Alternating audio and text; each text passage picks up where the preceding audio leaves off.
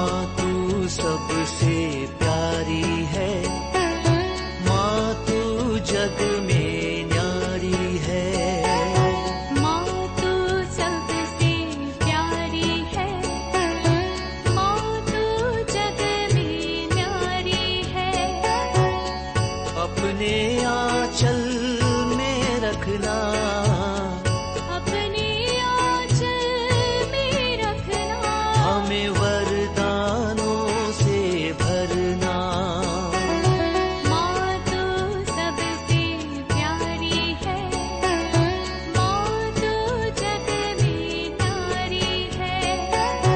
माँ तू सबसे प्यारी है, माँ तू जग में न्यारी है। Mr. Rajan Samuel, a great missionary in Hindi heartland, first class with distinction.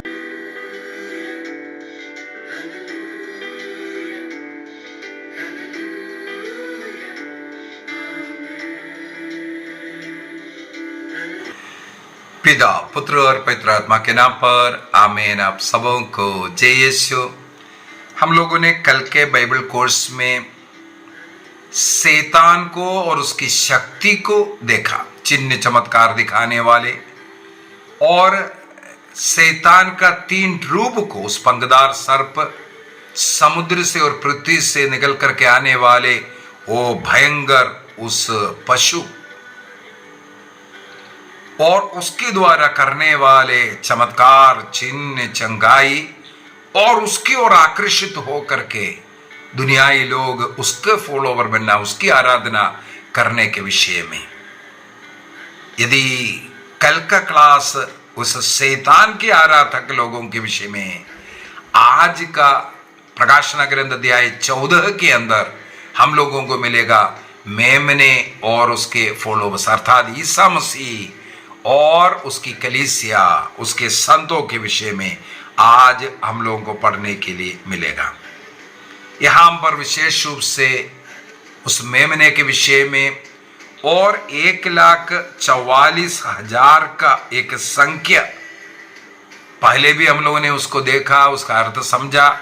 यहाँ पुनः हमें मिल रहा है उस मेमने के पीछे चलते हुए रहने वाले 1,44,000 लोगों के विषय में।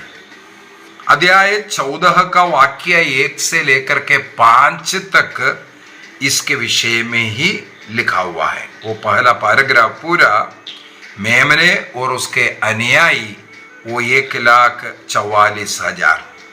मैंने इससे पूर्व के क्लास के अंदर 1,44,000 का क्या मतलब है, वो कलीसिया का प्रतीक है।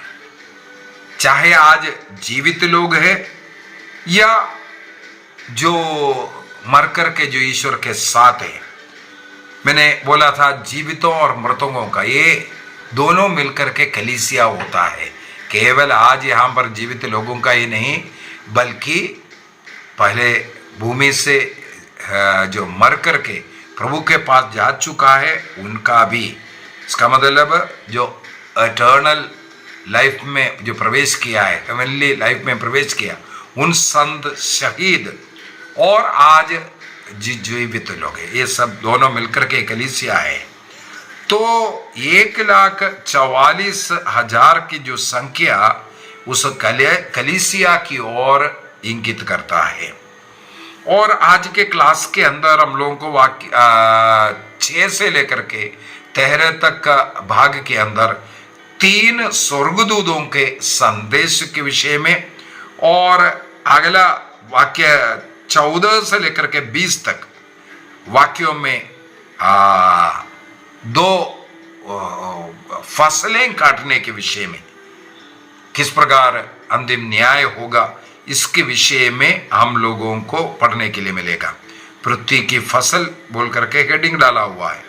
तो इस प्रकार हम लोग आज के क्लास को 3 भागों में विभाजित कर करके सीखेंगे। सबसे पहले वाक्य 1 से लेकर के 5 तक मेमना और उसके साथ चलने वाले 1,44,000 लोगों की जो संख्या, वो सियोन पर्वत पर खड़ा है। सियोन पर्वत पर दिखाई दिया है। पद वाक्य 1 में हम लोग यही पढ़ते हैं। तो हमें मालूम है वो मेमना अर्थात ईसा मसीह योहन का सुसमाचार अध्याय 1 वाक्य 29 के अंदर योहन बपतिस्ता ने ईसा मसीह की ओर इशारा करते हुए कहा, देखो ईश्वर का मेमना, जो संसार का पाप हरने वाला ईश्वर का मेमना। तो उस मेमने को सियोन पर्वत पर खड़ा हुआ देखा। अभी सियोन पर्वत यहाँ पर उस स्वर्गीय यरूशलेम का प्रतीक के रूप में लिखा हुआ है। सियोन पर्वत उस स्वर्गीय यरूशलेम की ओर हमें इंगित करता है, लेकर के जाता है, जहां पर ईश्वर की उपस्थिति रहता है, ईश्वर का उपस्थिति का स्थान। इब्रानियों का पत्र अध्याय 12 वाक्य 22 में भी ये हम लोग पढ़ सकते हैं। अभी 1,44,000, इसके पहले भी हम लोगों ने देखा मेमने का जो माथे पर मोहर लगाया हुआ, ईश्वर का मोहर लगाने वाला कुछ लोग, और दूसरे साइड में पशु के मोहर लगाने वाले। इसको मतलब अगर 2 प्रकार का मोहर है, एक माथे पर लगता है, वो मेमने का मोहर अर्थात ईश्वर का मोहर जिसके माथे पर लगा हुआ है, उनकी संख्या 1,44,000 का ये संख्या। ये भी उसी प्रकार वर्बली नहीं लेना है।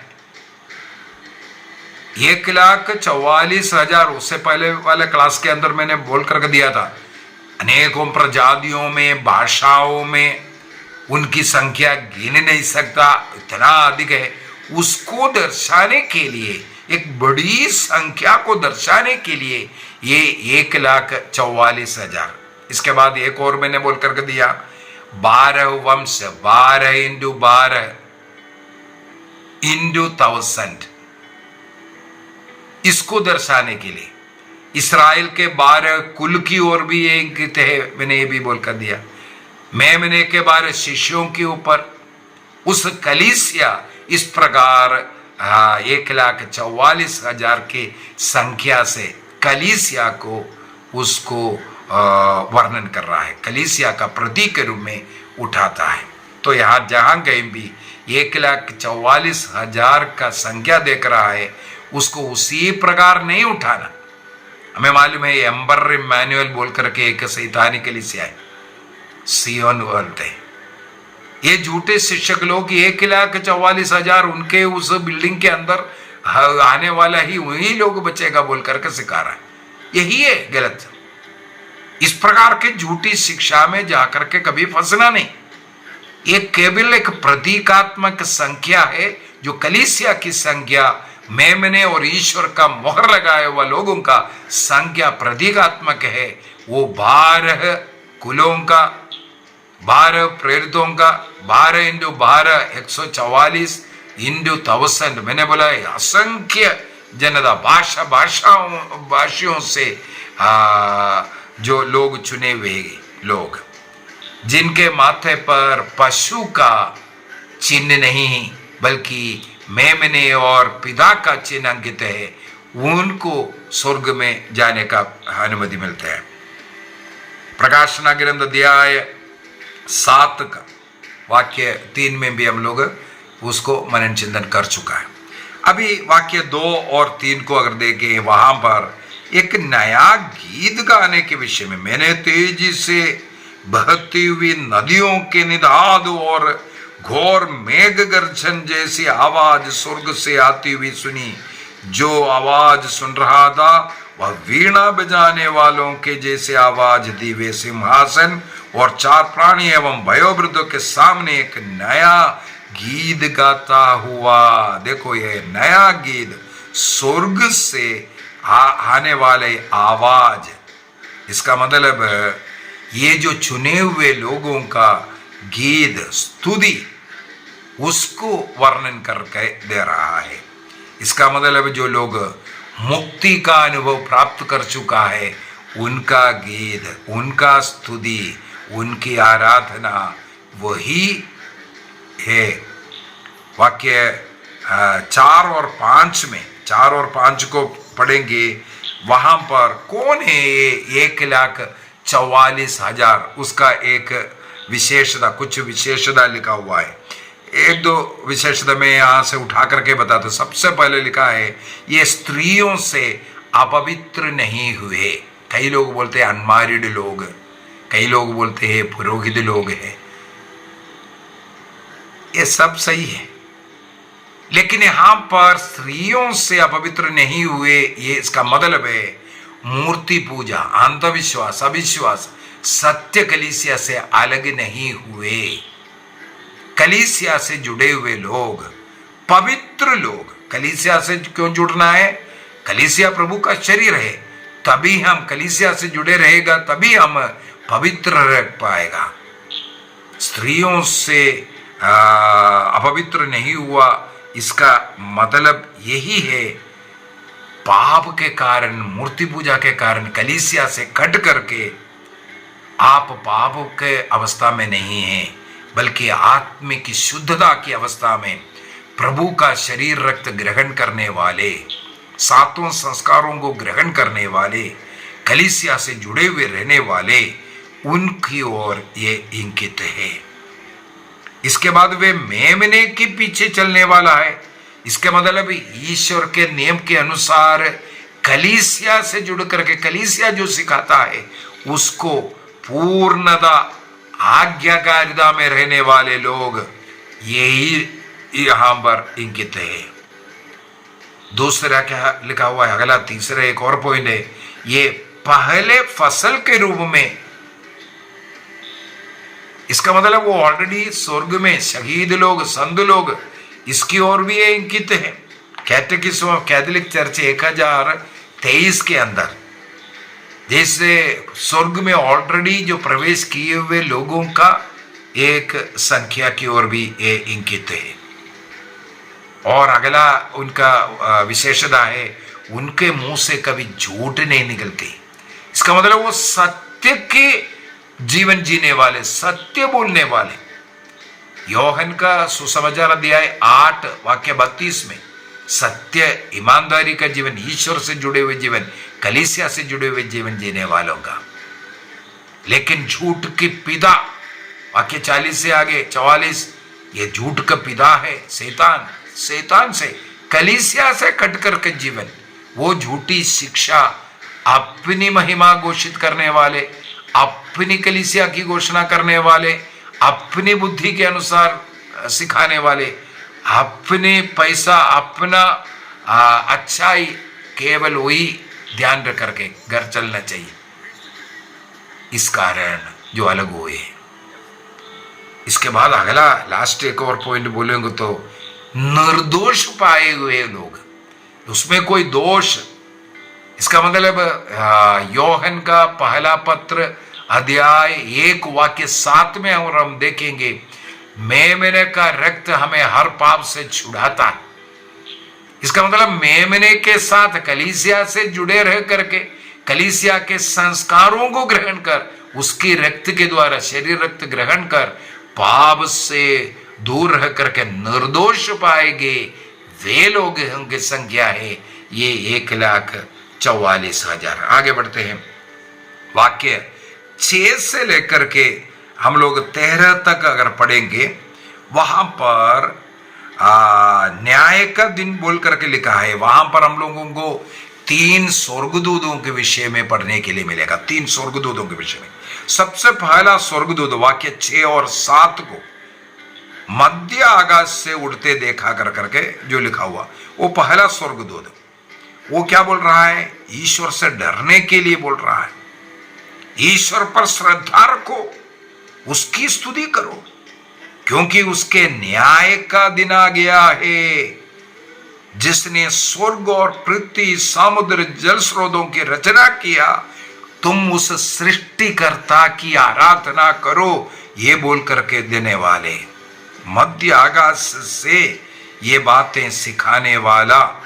इसका मतलब है सत्य सुसमाचार सुनाने का, सभी जातियों, भाषाओं के लिए एक सुसमाचार की घोषणा करने वाला स्वर्गदूत का प्रतीक।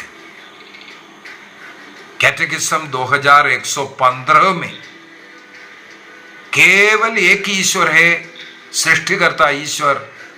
उस ईश्वर की, किसी सृष्टि की नहीं, बल्कि उस सृष्टिकर्ता की आराधना स्तुति करना चाहिए, ये सिखाते हैं।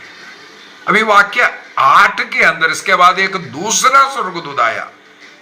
वो क्या बोल रहा है? उसका सर्वनाश हो गया, बाबुल, महान बाबुल का सर्वनाश हो गया, उसके सभी राष्ट्रों को अपने व्यभिचार की थी का मदिरा पिलाई, ये बोल करके बोलने वाला, बाबुल का सर्वनाश का घोषणा करने वाला। बाबुल, बाबिलोन पाप का प्रतीक है, पाप की शक्ति का प्रतीक है, झूठी शिक्षा का प्रतीक है, झूठी आराधना का प्रतीक है। बाबुल झूठ का प्रतीक है, झूठ का शक्ति का प्रतीक है। प्रकाशना ग्रंथ अध्याय 18 के अंदर इसके पतन के विषय में और हम लोगों को पढ़ने के लिए मिलेगा। और नबी इसहाक का ग्रंथ अध्याय 21 वाक्य 9 में ये बाबुल का गिरने के विषय में भविष्यवाणी हुआ था, वही भविष्यवाणी यहां पर पूर्ति करता हुआ हम लोग देख रहा है वाक्य 8 के अंदर। अभी प्रकाशना ग्रंथ अध्याय 14 का वाक्य 9 से 11 तक देखेंगे। वहां पर तीसरा स्वर्गदूत जो पशु का आराधना करने वालों का क्या होगा इसका भविष्यवाणी करता हुआ, जो पशु की उपासना करता है उनका किस प्रकार विनाश होगा, ईश्वर के क्रोध का प्याला उनको कैसे पीने के लिए मिलता है, इसके विषय में लिखा हुआ है। क्या लिखा है?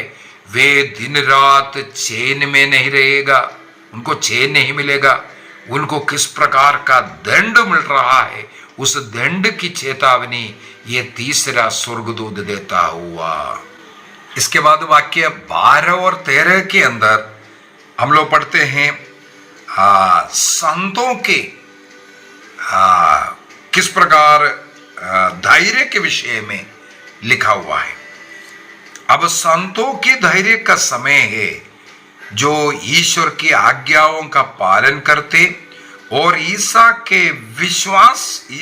में विश्वास बनाए रखते हैं।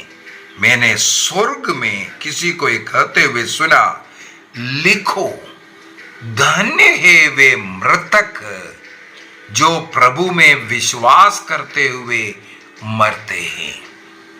आत्मा कहते हैं अब से वे अपने परिश्रम के बाद विश्राम करे, क्योंकि उसके सत्कर्म उनके साथ है।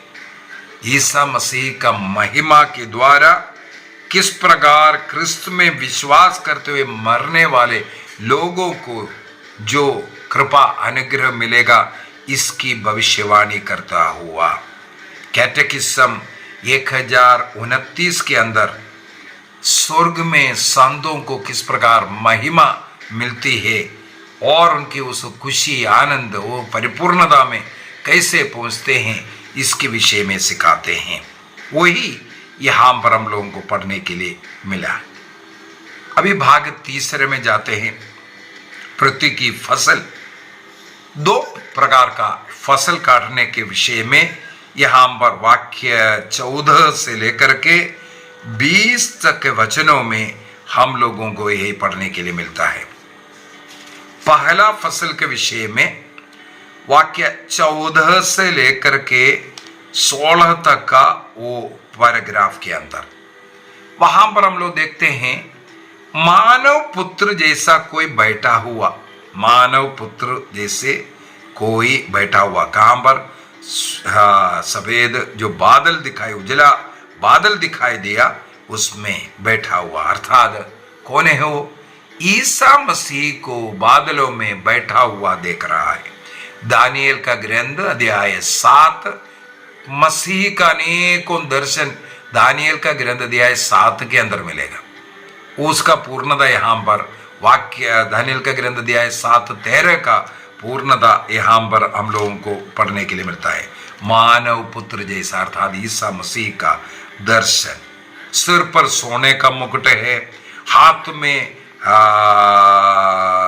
तेजी एक दराती रखा हुआ है फसल काटने के लिए, और क्या बोल रहा है, फसल पक गया है, काटो, फसल पक गया है, अभी कटने का समय आ गया है, अपने हंसिया चला कर के लुन लो, ये बोल कर दे रहा है, कटने का समय है। प्रभु ईसा मसीह ने भी ये शिक्षा दिया है, फसल तो बहुत है, और फसल के स्वामी से प्रार्थना करो कि वो मजदूरों को भेजे फसल काटने के लिए, अभी कटने का समय है, आगे अर्थात फसल पक गया है, ये प्रभु बोल कर दे रहा, अर्थात अंतिम समय आ चुका है, इसका मुक्ति ही वो जो पहला फसल जो हम लोगों को मिलने वाला, वो जो मुक्ति, विश्वास में मृत, अपने विश्वास को दृढ़ रख कर जो मरे उनको मिलने वाला जो मुक्ति का ये प्रतीक है। मत्ती का सुसमाचार अध्याय 13 वाक्य 39 के अंदर भी हम लोग ये पढ़ते हैं। अभी दूसरा जो फसल है वाक्य 17 से लेकर के आगे 20 तक का जो वचनों में हम लोगों को जो मिलता है, एक दूसरा स्वर्गदूत स्वर्ग के मंदिर से निकल करके आया, वह भी एक पैनी हंसिया लिए था। देखो, मानव पुत्र का पहले देखा, इसके बाद एक दूसरा स्वर्गदूत निकल करके आ रहा है। एक और स्वर्गदूत ने, जिसे अग्नि पर अधिकार था, वेदी से आकर ऊंचे सुर से उस स्वर्गदूत से कहा जो पैनी हंसिया लिए था, अपनी पैनी हंसिया चलाकर पृथ्वी की दाकबारी की गुच्छे बटोर लीजिए, क्योंकि उसके अंगूर पक चुके हैं। यहां पर अंकुर की फसल लुनने के विषय में बोलकर दे रहा है। इसके बाद क्या कहते हैं, दाकबार की फसल बटोर कर उसे ईश्वर के कोप रूपी विशाल कुंड में डाल दिया। नगर के बाहर कुंड रोन दिया गया और उसमें जो रक्त निकला वह 1600 फरलोंग की दूरी तक, घोड़ों की भागदौड़ की ऊंचाई तक पहुंचा है। ये 1600 फरलोंग क्या है, 4 एक कॉर्नर के लिए, एक विश्व का 4 कॉर्नर इंटू 4, 4 इंटू 4 16 हो गया, इंटू 100, इसका मतलब पूरे प्रपंच को दिखाने के लिए ये 1600 फरलोंग बताया है। 1600 का मतलब समझ गया ना, पृथ्वी को दिखाने के लिए 4 corner, east west south north, इसको 4 इंटू 4 इंटू 100, जैसे मैंने बोला था 12 इंटू 12 इंटू 1000, 1,44,000, उसी प्रकार पूरा पृथ्वी को दर्शाने के लिए 4 इंटू 4 इंटू 100, 4 गुणा 4 गुणा 100, तब ये आता है। तो ये समस्त विश्व को प्रतीक के रूप में दिखा रहा है। जो पापियों के न्याय कैसे होगा, पापियों के लिए क्या होगा, तो ईश्वर में मरे हुए लोगों का न्याय भी होगा, जो पाप में मरे हुए लोगों का न्याय भी होगा। अंतिम दिन में सबों का, सब मृतकों का पुनरुत्थान होगा। पापी लोग नित्य नरक के लिए और अच्छे लोग स्वर्ग राज्य के लिए। योएल का ग्रंथ अध्याय 3 वाक्य 13 की ओर भी उस भविष्यवाणी का पूर्ति की ओर लेकर के जाते हैं। और हम लोग आज मुख्यतः ये सीखा है 666 का संख्या। कल के जो क्लास के अंदर जैसे हम लोगों ने देखा, वो जो संख्या माथे पर शैतान के अनुयायियों का माथे पर होगा, लेकिन जो ईश्वर का या मेमने का जो फॉलोवर है उनके माथे पर मेमने का नाम होगा करके। और शैतान के अनुयायी, पशु के अनुयायी लोग झूठ बोल करके, धोखा दे करके लोगों को प्रभु से दूर करने वाले, चिन्ह चमत्कार दिखा करके लोगों को सत्य कलीसिया से दूर करने वाले, उनमें झूठ बोल करके, धोखा दे करके लोगों को इकट्ठा करेगा। चिन्ह चमत्कार को दिखा करके, उसी का गवाही दे करके लोगों को इकट्ठा करने के एक नाटक है वो। लेकिन मेमने के अनुयायी जो होगा वो सत्य, ईमानदारी, पवित्रता पर रहेगा। इस प्रकार का चिन्ह चमत्कार के द्वारा मसीह की ओर लोगों को नहीं लेके जाएगा। और उनके लिए हम लोगों ने देखा, जो शैतान के अनुयायी है, ईश्वर का क्रोध का प्याला पिलाता हुआ। लेकिन उनके मुंह में अगर क्रोध का प्याला है, जो ईश्वर का फॉलोवर है, उनके मुंह पर नया गीत गाने का अधिकार मिला है, ये हम लोगों ने देखा है। जो शैतान का फॉलोवर है उनको दिन रात चैन नहीं है, बेचैन है वो लोग। लेकिन जो प्रभु का फॉलोवर है वो प्रभु में विश्राम करने वाला है। यदि शैतान के फॉलोवर्स को आनंद दंड मिलता है, जो मेमने के फॉलोवर को आनंद जीवन मिलेगा, ये आज हम लोग सीखा है। तो आइए अपनी आंखें बंद करेंगे।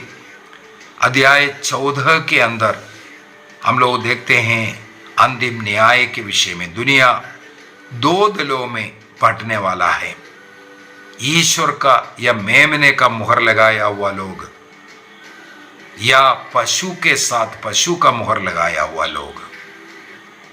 केवल दो भागों में, बाएं या दाहिने। मत्ती का सुसमाचार अध्याय 25 में भी प्रभु ने यह सिखाया था, उसको पूरा करता हुआ हम लोग क्रिस्त के शरीर के अंग बनकर, क्रिस्त के कलीसिया से जुड़े रहकर, उस मेमने के शिक्षा पर जुड़े रहकर, प्रभु का शरीर रक्त ग्रहण कर इस अंतिम न्याय के लिए तैयार रहेंगे।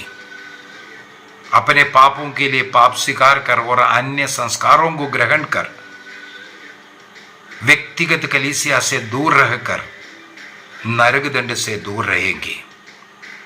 हमें धीरज के साथ कुछ पीड़ा सहन करना पड़ेगा, बीमारी होगा,